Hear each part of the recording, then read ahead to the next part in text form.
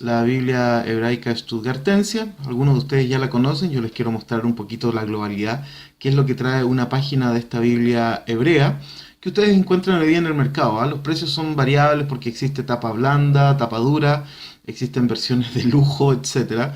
Pero la versión tapa blanda me parece que está cerca de los $40 hacia arriba. ¿M? Y la versión estándar, que es la que generalmente se compra, que es una media color café, debe estar bordeando los $100 más o menos, de ahí hacia arriba. ¿M? Ok, les quiero comentar un poco entonces qué es lo que trae esta famosa Biblia hebraica y por qué es la Biblia que hoy día se utiliza en el estudio bíblico del Antiguo Testamento, un estudio bíblico denominado usualmente, no sé si bien o mal, más científico, ¿ya? Entonces, lo primero es contarles que aquí tenemos el texto hebreo, un texto datado en el año 1008 después de Cristo, estamos hablando de la Edad Media, digamos, para situarnos en una época histórica. Y ahí tenemos el texto hebreo completito. Esta es la gracia de la Biblia hebraica, que es el texto del Antiguo Testamento completo más antiguo.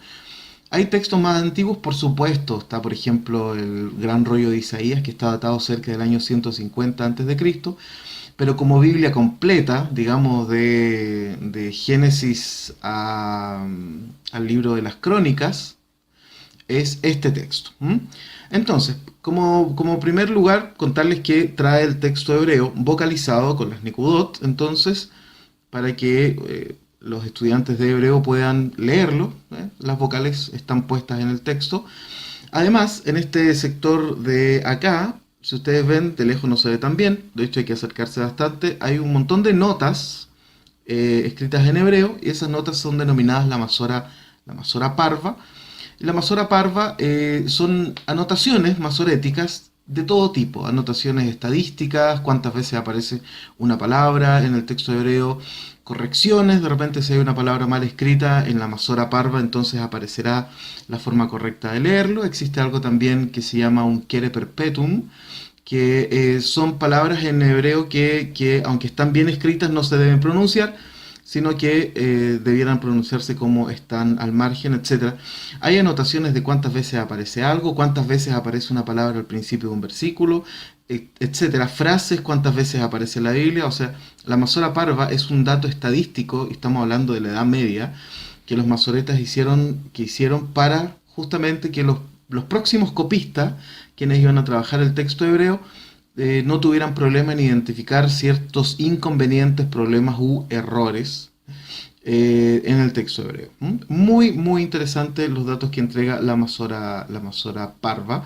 Parva es pequeña porque hay una Masora que es más grande, pero esa está en la Biblia hebraica, pero en otras ediciones donde está apareciendo ya la mayor parte de las anotaciones masoréticas más mayores, digamos.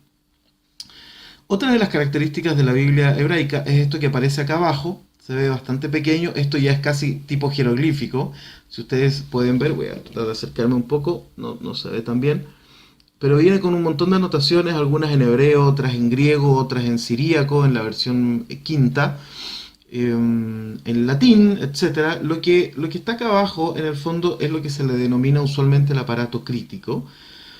Y el aparato crítico es, por ejemplo, que existe una palabra en hebreo, etcétera, y que si tiene anotación es porque los editores decidieron colocar otras variantes de esa misma palabra en esta Biblia. Por ejemplo, si en un texto determinado aparece la palabra pan, ¿ya? Y los editores saben que en otro texto hebreo o en la Septuaginta o en un texto arameo, un Targum, aparece la palabra panes en plural, entonces ellos consideran que puede ser una anotación interesante para colocarla acá abajo. La comparación se hace con muchos textos bíblicos, muchísimos. Estamos hablando de textos en siríaco, textos de la Peshita, también esta Biblia incluye textos de Qumran, textos en latín, textos en griego, de diferentes versiones en griego, etcétera. Así que es muy interesante para quien trabaja la exégesis del texto bíblico y quiere acercarse de manera lo más cerca posible, digamos, a los textos antiguos. Esto que se denomina el aparato crítico le sirve muchísimo. Eso es por el día de hoy. Les envío un abrazo y nos vemos hasta el próximo programa.